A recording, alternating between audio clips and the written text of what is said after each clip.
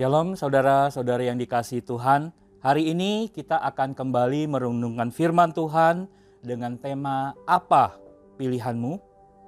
Yang terambil dari Ulangan pasal yang ke-11 ayat yang ke-26 sampai ke-32. Demikianlah firman Tuhan. Lihatlah, aku memperhadapkan kepadamu pada hari ini berkat dan kutuk. Berkat apabila kamu mendengarkan perintah Tuhan, Allahmu, yang kusampaikan kepadamu pada hari ini, dan kutuk jika kamu tidak mendengarkan firman Tuhan Allahmu dan menyimpang dari jalan yang kuperintahkan kepadamu pada hari ini dengan mengikuti Allah lain yang tidak kamu kenal. Saudara yang terkasih di dalam Tuhan, setiap hari kita selalu diperhadapkan dengan pilihan, bukan? Dari pilihan yang sangat sederhana seperti kita mau makan apa, kita mau pakai apa, kita mau kemana, dan lain sebagainya. Sampai kepada pilihan yang penting di dalam kehidupan kita. Seperti kita memutuskan arah hidup kita. Kita mau kerja di bidang apa, siapa pasangan hidup kita, dan orang kepercayaan kita siapa di dalam menjalankan usaha kita, dan sebagainya. Nah, Bapak, Ibu, dan Saudara yang dikasihi Tuhan, di dalam bagian firman Tuhan yang kita baca ini, Musa memperhadapkan berkat dan kutuk kepada bangsa Israel untuk memilih. Karena sebentar lagi mereka akan masuk dalam tanah Kanaan dan menyeberang sungai Yordan untuk menduduki tanah perjanjian tersebut. Mereka telah menjalani hidup mereka di padang gurun selama 40 tahun di dalam penyertaan Tuhan. Maka saat ini Tuhan melalui Musa menyampaikan firman Tuhan tentang segala kutuk dan segala berkat. Dan umat Tuhan, bangsa Israel diminta menyatakan pilihan mereka sebagai satu komitmen untuk memilih berkat atau memilih kutuk. Jika memilih berkat, maka mereka harus mendengarkan perintah, ketetapan, dan hukum Tuhan yang telah disampaikan oleh Musa kepada mereka. Mereka harus menjalankannya dengan sungguh-sungguh dan setia.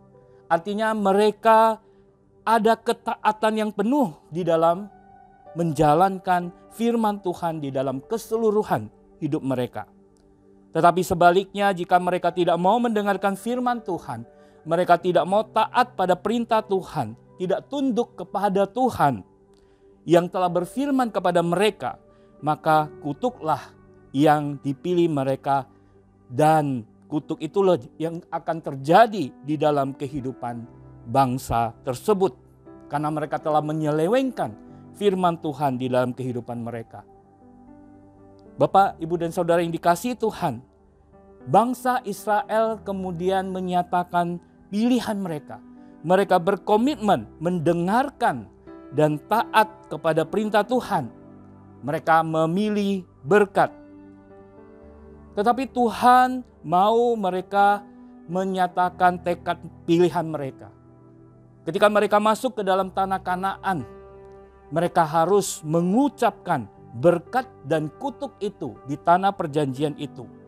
Di atas gunung Ebal dan gunung Gerizim, mereka harus mengucapkan berkat dan kutuk itu. Supaya apa? Supaya mereka tidak melupakan akan pilihan dan komitmen mereka.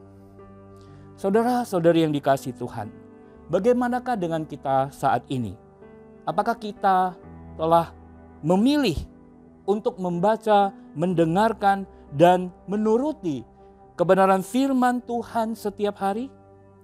Tuhan Yesus juga menghadapkan pilihan yang sama seperti yang dinyatakan Musa kepada bangsa Israel. Dan sekarang Yesus menyatakan itu kepada kita. Kita mau memilih menjadi orang yang bijaksana atau orang yang bodoh. Hal ini disampaikan Yesus di dalam bagian akhir dari khotbah di bukit dalam Matius pasal yang ke-7. Yesus mengatakan bahwa orang yang membangun rumahnya di atas batu karang adalah orang yang bijaksana, yang mendengarkan dan melaksanakan firman Tuhan di dalam hidupnya. Sehingga mereka cakap menanggung segala perkara. Tetapi orang yang membangun rumahnya di atas pasir adalah seperti orang bodoh. Mereka mendengarkan firman Tuhan tetapi mereka tidak melakukannya. Mereka adalah orang bodoh yang hidupnya akan menjadi rapuh dan akan menjadi hancur. Saudara sekalian dikasih Tuhan, apa pilihan saudara? Berkat atau kutuk? Menjadi orang yang bijaksana atau orang bodoh?